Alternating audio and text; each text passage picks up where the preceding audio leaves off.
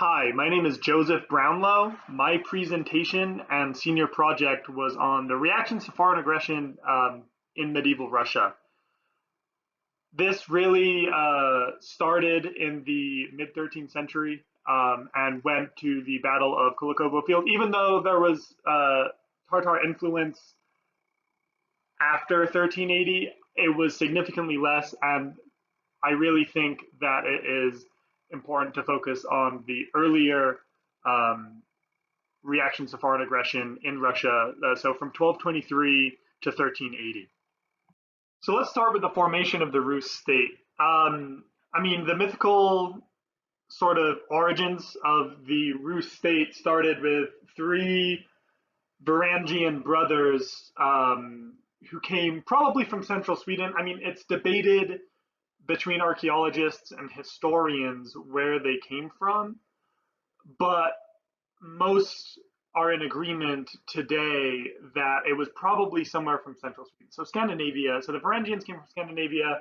Rurik, his two other brothers, uh, came down from central Sweden in search of silver and furs, like many other Varangians who came into the Russian lands, and started ruling over Novgorod. And they really wanted to expand their power, expand their wealth.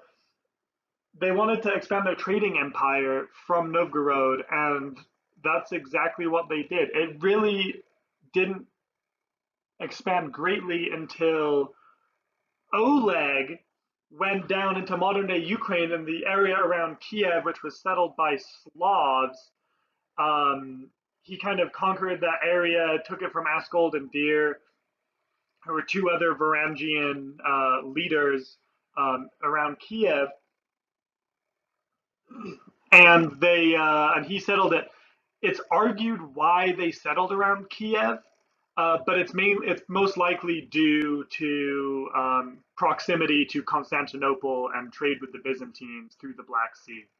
There was a lot of early opposition to foreign aggression, mostly agrarian Slavic tribes and the Lithuanians, and of course the nomadic Pechenegs who came from the Eurasian steppe. So there was a lot of early opposition, even in the 9th century, even in the early 10th century. There was significant opposition to foreign powers encroaching on the Varangians and the Rus territories. This is a photo of Rurik and his two brothers with a consort of Varangian settlers being asked by the Novgorodians to rule over them. This sort of buys into the myth of Rurik and the formation of the Rus state. So the Tartars had a campaign in the Caucasus in 1220 and 1221. They invaded the Russian lands north through Georgia. The Russian princes got light of this, and under the rule of Grand Prince Mstislav III of Kiev, they had a joint coalition. They came together, they raised a large army to fight back against the Tartars. This campaign to try and fight back against the Tartars culminated in the Battle of the Kalka River on May 31st, 1223. This is near present-day Donetsk, Ukraine. From all sources, it was a crippling defeat to the Rus. They were absolutely dominated in battle by the Tartar armies. They felt large losses. The Nikonian Chronicle said that only 1 in 10 soldiers out of their army came back. So by all accounts, it was a large defeat. Tens of thousands had died, but those numbers in the Primary Chronicle and other medieval chronicles aren't very reliable. But from all accounts, it was a substantial loss and a great blow to the Rus. So this here is kind of a map to show you kind of where the Tartars were coming from in their initial campaign into the Russian lands in 1223. You can see they kind of started in Georgia, took control of places like Tbilisi, and kind of pillaged and rummaged through that region like they had been doing most of this continent. Then they stormed around and then went up through the Caucasus into the land of the Kipchaks and the land of the Alans, and then finally met the Rus on the river Kalka and had that battle. So it was a long campaign, but they managed to. And then afterwards, so after they defeated the Rus at the Battle of the Kalka River, they just continued east. They just continued on their campaign. They didn't settle in the Russian lands at this time. They just kind of went east and tried to expand their empire and get more tributary systems upon them. So this leads us to the second Tartar invasion in 1237. This is the one where they came and conquered the Russian lands, and they left administrative officials throughout the principalities, throughout the territories. Okay, this is the big invasion. They came back a second time, led by Batu Khan, a Tatar army. I mean, it's disputed once again. A lot of the figures with numbers in terms of military personnel during this time are heavily debated among historians, among archaeologists, among militarians. But it's estimated, the closest good figure that we have is about 25,000 mounted archers entered the Russian lands, and they conquered the main cities of Russia at this time. So Ryazan, Vladimir Suzdaliya, Moscow, Rostov, Yaroslavl, Tver. Later they took Kiev and then Minsk, cities in Belarus. They razed these cities to the ground. I mean, they completely destroyed them. They gave the Russians an opportunity to surrender. Many of them didn't, and they got totally annihilated by superior military tactics and just an overwhelming number of military personnel. Versus the Russians, who lagged behind in comparison to the Tartar armies in terms of military technology and kind of military tactics. That was a big plus on the side of the Tartars, was they had far advanced the Russians at this point in terms of military capability and technology. The only two major cities to escape just complete destruction and annihilation were Novgorod and Pskov. They surrendered to the Tartars before they got there. And what's interesting about that is, as you'll see as we develop through the slides, Novgorod is probably the main city that causes problems and rebels against the Tartars through this period. So that was very interesting that they surrendered immediately rather than trying to fight back like the rest of their counterparts in the other principalities, because they created real problems for the Tartars later on. And then like I said earlier, in 1238, the Tartars then went into Ukraine and then modern-day Belarus, and they took the lands surrounding Kiev and took them before the Lithuanians went in and then took it back from the Tartars. And then that's a whole other line of history on its own that's outside of the scope of this research. This is a depiction of the sacking of Suzdal by the Mongols in 1237, 1238. So it really kind of shows the utter destruction and the terrified populace at this huge Tartar invasion. I thought it was really cool, so I thought I'd put this in the slides. This is a picture of the Kievan Rus on the kind of precipice of the Golden Horde, which was the Tartar Empire, and how slowly they were about to go and take over this whole region.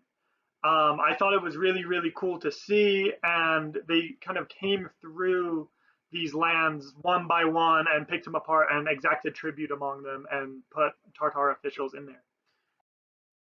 So Batu Khan left administrators in the Russian lands, including in Belarus and Ukraine, and the Russian princes and lands were forced to pay tribute to the Tartars. One city that showed significant resistance to the Tartars was Novgorod. Early on in 1240, they had pockets of resistance where they killed a Tartar administrator. And then the Grand Prince had to come up with a Tartar army and the Russian army and kind of quell their resistance. Another sign of resistance that the Novgorodians showed early on was a church that they built commemorating the defeat of a Tartar Khan in 1253. That's a big sign of resistance because they built something celebrating the defeat of an oppressive foreign power. So I thought that was really, really cool.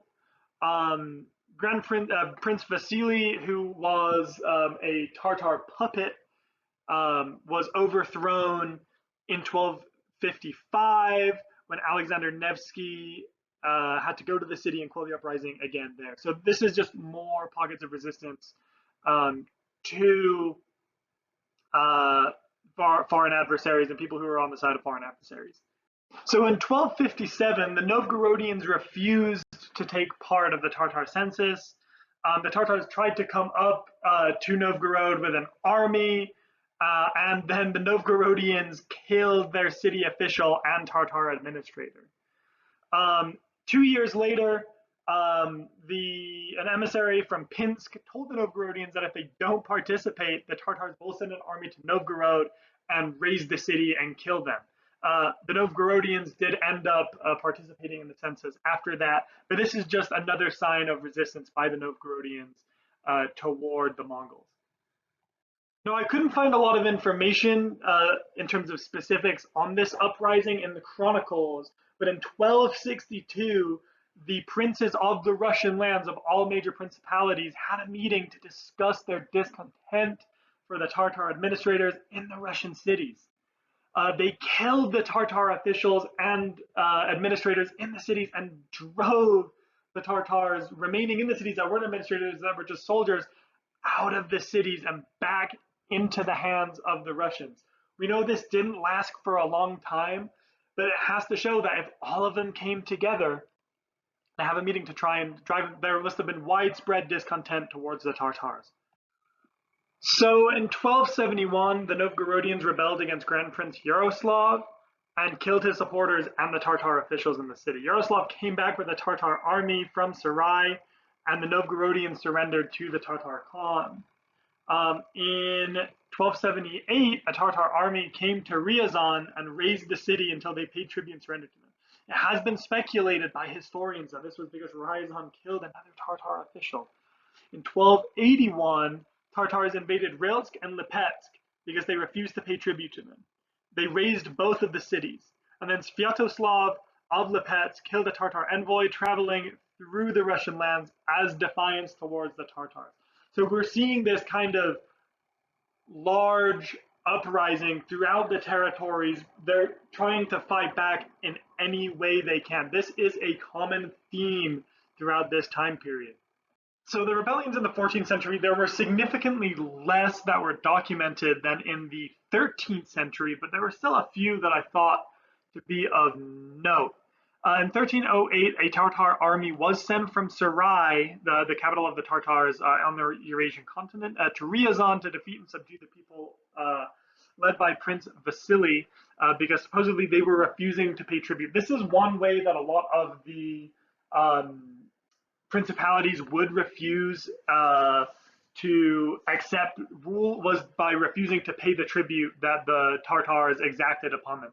They'd either refuse to pay or they'd outright resort to violence by killing officials in the town. And in 1315, the Novgorodians led an army against the Tartars near Torzhok, rebelling against the Tartar leadership. This is another example of Novgorod causing problems for the Tartars. It's been throughout their history, they have caused problems for the Tartars, and it's not going to stop in this new century. But overall, from 1320 to 1380, it was very quiet with the Tartars, but there were more pockets of resistance fighting increased aggression from Lithuania, from the German Knights in Livonia, which is modern-day Estonia, and against the Swedish coming down from Scandinavia. So there were pockets of resistance, just not as much with the Tartars. And unfortunately, the other pockets of resistance with the Germanites in Livonia, the Lithuanians, and the Swedish were outside of the scope of my research topic, but there was significant resistance against them also. So the Battle of Kulikovo Field in 1380.